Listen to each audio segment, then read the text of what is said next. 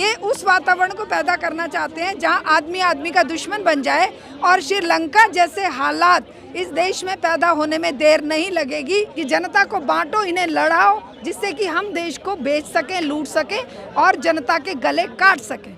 तो इसी के चलते ये इस तरह के मुद्दे उठा रहे हैं, चाहे वो कुतुब मीनार है, चाहे लाल किला है, चाहे वो आपका ताजमहल है।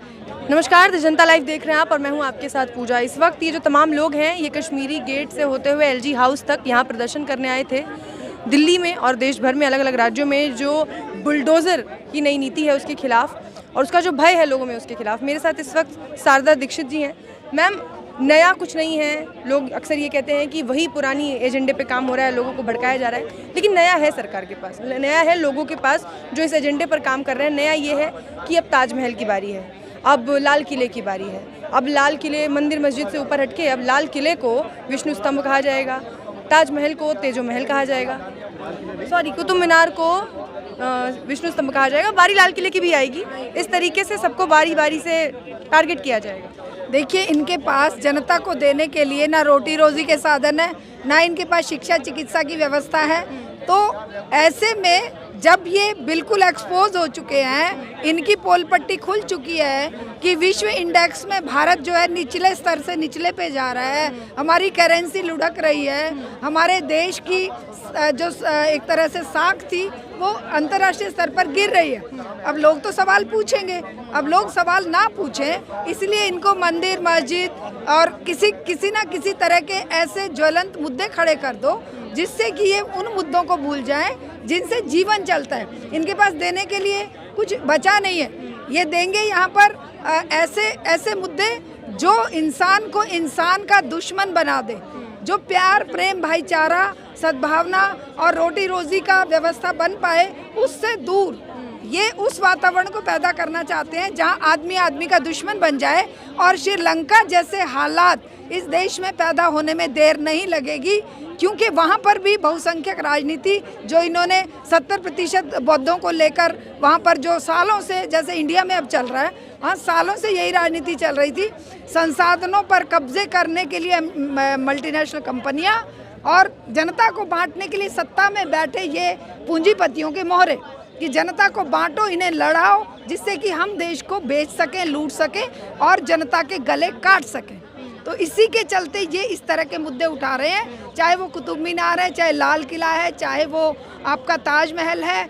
ये जो धरोहर हमारे देश की है और विश्व स्तर पर जिनका सम्मान है, जिनको ये माना जाता है कि ये विश्व स्तर की धरोहर है, ये किसी की बपौती नहीं है, इनको लेकर अगर आज तुम जनता को गुमराह करोगे, जनता के अंदर भेदभाव खड़े करोगे, तो ये जनता इतनी मूर्ख भी नहीं है, ये जनता इतनी पागल भी नहीं है कि तुम्हें इस तरह से लोगों को आपस में लड़ाने का मौका देगी। और उसी का सबूत आज आप देख रहे हैं कि यहाँ हजारों की संख्या में सभी तरह के लोग हैं, हिंदू भी हैं, मुस्लिम भी हैं, महिलाएं भी हैं, छात्र भी हैं, प्रोफेसर और बुद्धिजीवी वर्ग के लोग भी हैं और सड़क पर काम करने वाले मजदूर भी हैं। असल में ये बुलडोजर केवल मुस्लिम क्षेत्र पर नहीं चल रहा है, ये उस मजदूर पर चल रहा है जिससे ये सरकार ना रोटी रोजी दे सकी, ना उसके बच्चों को चिकित्सा दे सकी, ना उसके सर पर छत दे सकी। आज उसको दिल्ली से भगाने के लिए ये जो बेदखली का ये जो बुलडोज़र चला रहे हैं, आने वाले समय में वही मजदूर इनके लिए, जिस तरह से किसान इनके गले की फांस बन गए थे और 13 महीने नाक में दम कर दिया था, इन्होंने सोए हुए सांप को जगाने का काम किया है। आप लोग बुलडोजर के खिलाफ सड़कों पर आते हैं तो ये कुतुब मीनार की बात करते हैं। हाँ, आप जब इनके एक मुद्दे को लेते हैं इनके पास एक नया मुद्दा आ जाता है। नहीं, इनके पास मुद्दे हैं बोगस, हमारे पास मुद्दे हैं इंसानियत से जुड़े हुए, मानवता से जुड़े हुए, शिक्षा, रोजगार, चिकित्सा, बिजली, पानी और सर पर छत। ये हमारी डिमांड है, ये हमारे मुद्दे हैं। और ये सीधे न्याय व्यवस्था को जाकर चैलेंज कर रहे हैं, सीधे न्यायपालिका में जाके काम कर रहे हैं। देखिए, न्यायपालिका भी आज कहना मुझे नहीं चाहिए, लेकिन इनके बिठाए हुए जो गुर्गे हैं वहाँ पर डिसीजन भी वही हो रहे हैं। एक तरफ तो ये उन लोगों के घरों को तोड़ने के लिए बुलडोजर चला रहे हैं जिन्होंने CNRC में इनके खिलाफ आंदोलन चलाया। एक जो लखीमपुर खीरी में इंसान जो है इंसानों पर गाड़ी चला के चढ़ा जा रहा है, 9 लोग मर जाते हैं और उसको तुरंत ये जमानत दे देते हैं। ये न्याय व्यवस्था कहें या न्याय के ऊपर धब्बा कहें, न्याय के ऊपर धब्बा है जहाँ पर एक इंसान 9 इंसानों की हत्या का जिम्मेदार है, उसको तो छोड़ दिया जा रहा है और बेकसूर बेगुनाह किसानों को आज तक जमानत नहीं मिली है।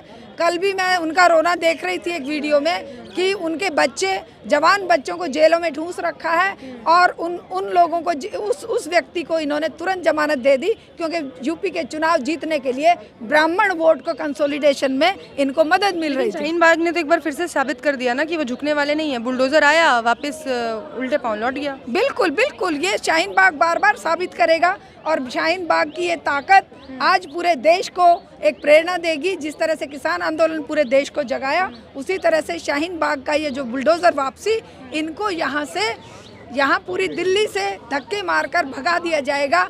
ये दिल्ली जो है यूपी नहीं है, यूपी की तरह ये यहाँ आतंक नहीं फैला सकते कि जब मन आया जिसने इनका विरोध किया उसी के ऊपर बुलडोजर चला दिया। लेकिन अभी जो ये तमाम मुद्दे हैं, चाहे हम कुतुब मीनार की बात करें, चाहे हम मथुरा मंदिर की बात करें, चाहे हम ताजमहल की बात कर लें, अब यही सारे मुद्दे टीवी पे 24 घंटे दिखाएंगे। मीडिया का मेन्यू तैयार है, मीडिया को पता है उसको क्या परोसना है। देखिए, मैं बार बार आप लोगों को कहती हूँ, वो मीडिया बचा ही नहीं है।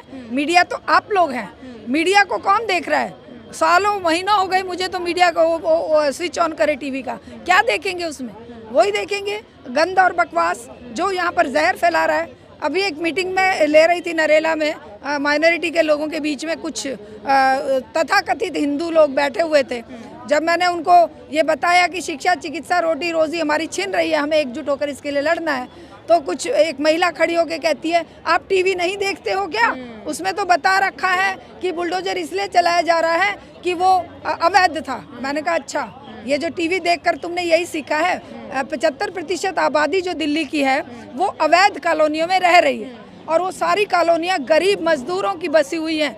या वो किसान जिन्हें वहाँ पर रोटी रोजी नहीं मिली, वो शहरों में आके अपना गुजारा करते हैं और कहीं पर भी कोई भी कोठरी लेकर अपना बना लेते हैं। तो ये जिम्मेदारी सरकार की थी कि सरकार उनको रोटी रोजी के साथ साथ रहने के लिए डॉर्मेंट्रीज बनाकर देती, जैसे डेवलप्ड कंट्रीज में होता है। वो करने की बजाय उन्होंने जो अपने लिए बनाया उसको भी आप तोड़ दे रहे हैं अवैध कह के। तो असर तो है ना, मीडिया के मेन्यू का असर तो होता ही है। होता है, बिल्कुल होता है, बिल्कुल होता है। लेकिन उस असर को खत्म करने के लिए ये आप लोगों का प्रयास और हम लोगों का प्रयास, जो सड़क पर हम आते हैं और आप उसको प्रचारित प्रसारित करते हैं सोशल मीडिया के माध्यम से, जनता इसको बहुत ध्यान से, अब देखिए जनता आज सच जानने के लिए सोशल मीडिया को देखती है और झूठ के लिए वो उसको स्विच ऑफ कर देते हैं। लेकिन हाँ, जो भक्तजन हैं, जिनकी आंखें बंद हैं, जिनके दिमाग ब्लॉक हो चुके हैं, जिनको धर्म के अलावा कुछ नहीं दिखता, उसमें बड़े पढ़े लिखे लोग भी हैं और उसमें बेचारे जो अनपढ़ और बिना जानकारी वाले लोग भी हैं। तो ये सब तरह की दुनिया है। लेकिन